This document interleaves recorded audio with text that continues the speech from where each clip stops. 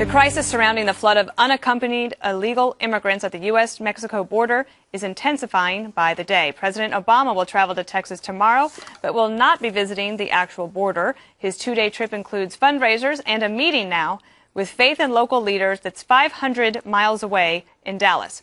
That meeting will now include Republican Governor Rick Perry. While the meeting might be a first step, two Democrats representing border districts say the president should pay a visit to their constituents.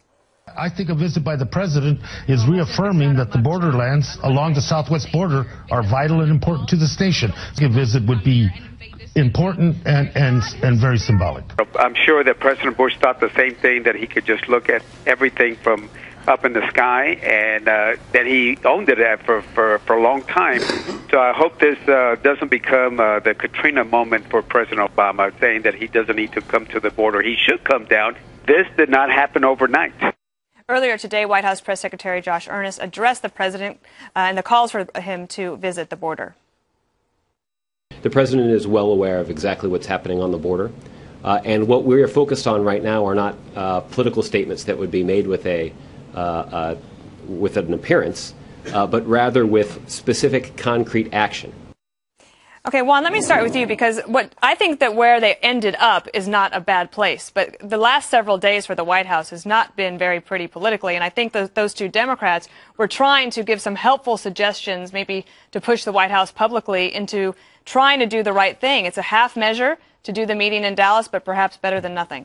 Well, again, it comes down to optics and how it looks. And I think the president's in a box here. I really do think that he's hurting politically, because on the one hand, you have people in the immigrant community who are saying, hey, why are you trying to push these kids out? Why are you not giving them, fair hearing in the courts according to the previous law, U.S. law from 2008, signed previous administration? Those kids are entitled to a deportation hearing. And so Obama is saying no. In fact, he's saying maybe you would just have the Border Patrol look at these kids and make a quick decision as to whether or not they should ship out and send them back to El Salvador, Honduras, Nicaragua, wherever. It is pretty incredible to me that today the New York Times writes an article that basically blames George W. Bush for this, because there was a law that was signed in December 2008, Andrea, that was unanimous except for two Republicans who decided not to vote for it, and it had to deal with preventing child sex trafficking. Mm-hmm. George W. Bush was against it, was against child sex trafficking. I mean, what a monster.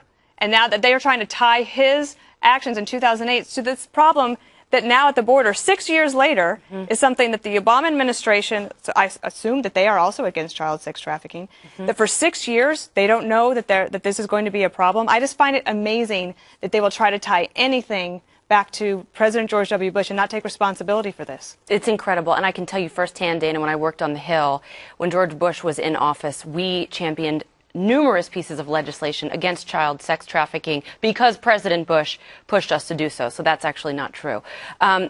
You can't tie this to President Bush. It's not surprising that they're going to do this. And in the words of Dianne Feinstein, Democratic senator in his own party, she puts it back on the White House and says, look, President Obama, you have the ability through your executive power that you love to use at every turn to get this process moving in a quick and orderly fashion. My question is, Dana, one, how can Congress ignore this? They can't.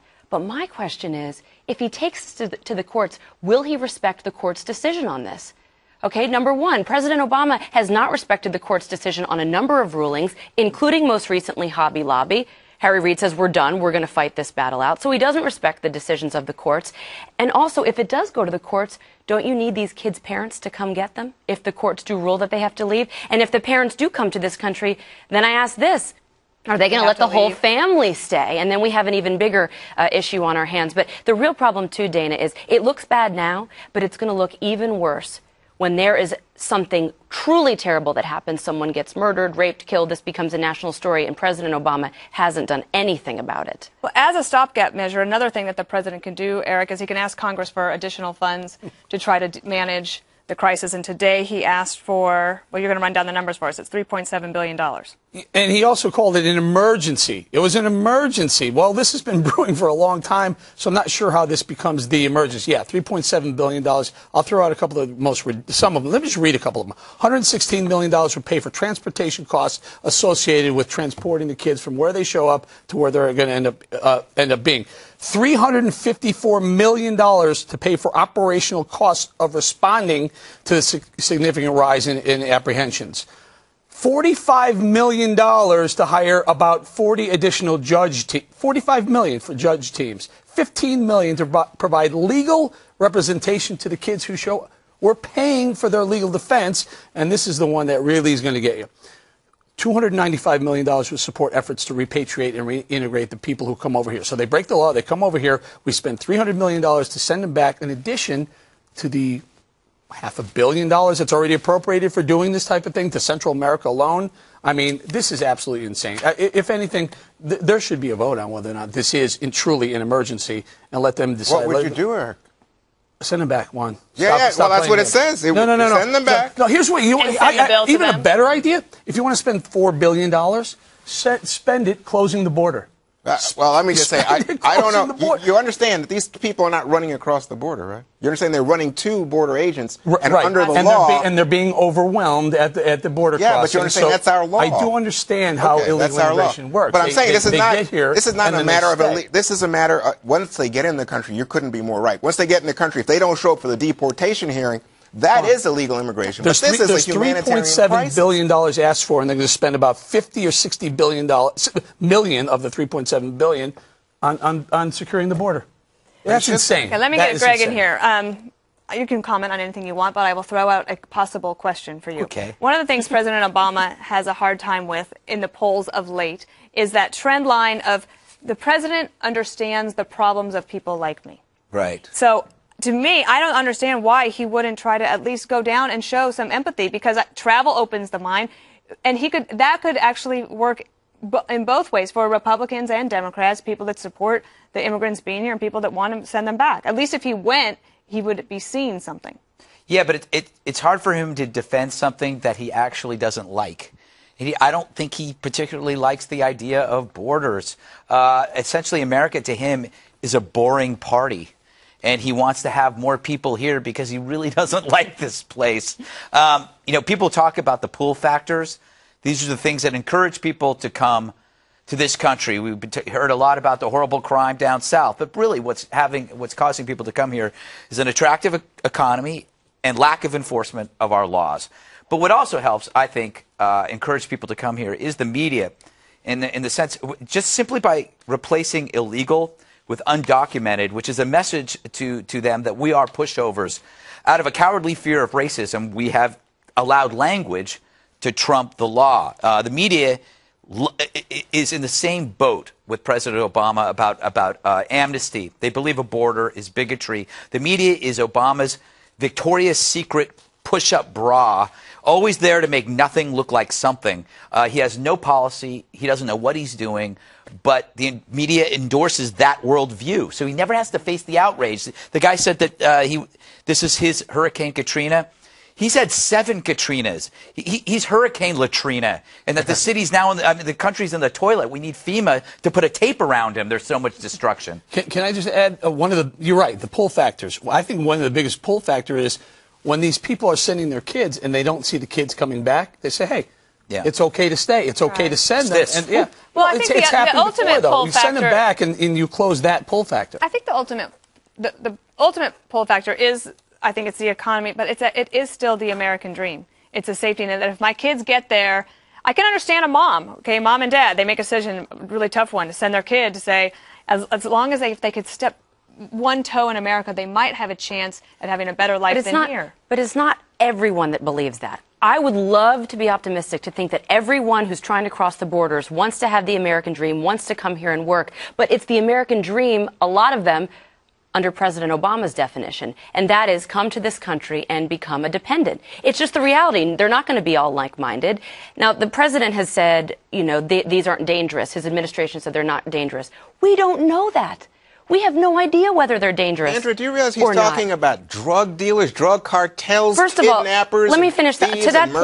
To that point, Juan, the Associated Press has already reported that the drug cartels have already flooded across the borders and infiltrated every major city. They've been doing this. These children. Let me finish. They've been doing this for a long time. Okay. Number 2. The reason, Dana, that the president can't address this crisis and Josh Earnest can't be earnest with us about the crisis is because January 28th, 2013, Jay Carney stood at that podium and said, quote, "The border has never been better enforced than it is now. Our borders are more secure than they have ever been in history, and the president has demonstrated significant leadership on this issue." And what's he wrong cannot about go that? to because All it's of it. There's nothing wrong. What's right it's about not it? There is true. no- There's in not fact, one there's accurate not one piece of Hang on, statement. hang on. honesty in Net that statement. migration Not one is iota of negative, and people have blamed it on the fact that the Mexican economy has been doing better and our economy is doing worse, so who wants to come? These kids aren't coming from Mexico, Eric. They're coming from Central America, from the place that's the most dangerous, highest murder rate in the world. Why? And let me just What say, about- Greg, what about- hold on, Greg, let me just say you one said thing what's- to you. what's-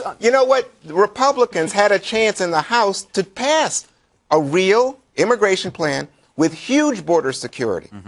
It was passed on a bipartisan basis by Republicans and Democrats in the United States Senate. Guess what? House Republicans said, we're not interested. Yeah, because there are other things involved in that bill. We know Exactly. that. Like what? What do you say? What's your big Exactly. objection? Well, there were some things that had to do with amnesty and making it much easier for people to get in here rather than stand in line. No, it's what it had to do with was we have 12 million among us, and it's the status quo now that we haven't passed any form of Juan, you really going to comprehensive stand legislation. behind that immigration bill that what I funneled said? money to La Raza to register What? illegal immigrants to the Democratic Party? Il- Or what about the fact that register they can break? illegal immigrants? What about the Oh fact my that they God. could break 3 crimes and still be eligible for amnesty in this country, By the way- and that they didn't have to get to the back of the line? All of these things in that bill. I don't care what the language there's a was for the real border. It serious was a argument. huge Dana has push for been- dependency I think Dana- and growing this government. You know, Dana hits on something. You know, these kids, it's a real serious issue. We've got a crisis with the border. The president's not looking good. But America, we need to deal with this issue. And this kind of attacking children, I just don't see No, it. but wait, Juan. Attacking Everybody here children. is for legal immigration, for just a line. We all just want a line. Border is our container. Without it, we don't have a country. Using children as basically a prop in order to get families in, that's what we object to. And it really does. It's kind of offensive to say, oh, you don't like children. It's accurate with me. But I don't know if everybody else feels that way. The fact is, using children as basically as a way to climb in is not the way to go. And you yourself point out, okay, it's not necessarily only Mexicans coming, right? So should it's mostly should we Central America. take the children of all the other countries around the world who have heartache at home, who have tough economies, who have dangerous cities and towns? Should we just take all of them as well? Let them just come through the border? I'm bringing Same thing. all of my course it's kids to your house to swim in your pool when you're not around. Yeah. But that's not the same thing. How is Remember, it not? this is It just is. this started basically last October. It peaked in May. We're talking about something that is urgent and immediate. But no, if it started last October, then how is it an emergency today? The numbers grew. I know, but they had some sort of warning. They had nothing in place. The Border Patrol is doing their best, but they don't Right. have the reinforcements that they need. So now the president has an emergency. And I do Did just want to they quickly learn say, about it, you know, in the the argument that you newspaper? used, Juan, Andrea, you're attacking children. Those children. That is the line. I didn't hear me attack any kids. You said those what kids I wanna are do not is, little kids What I who are want to do is innocents. protect the American citizens that are here now, Yes. that are tax paying, and worry about them first. I'm all for that, but let me tell you. That is what those- my priority is, and Okay. keep Americans safe. And I want to protect Not the attack American children. dream. The American You're dream using is kids, kids. Juan. I'm You're not using using children. kids. I'm saying Yes, you those are. kids are deserving of the American opportunity. Well, I got to say that It's the I'm disingenuous. deserving of the Mexican opportunity. The Well, go, commercial my break son, is go. going to be outstanding, and we will let you know how it goes. But I got to run.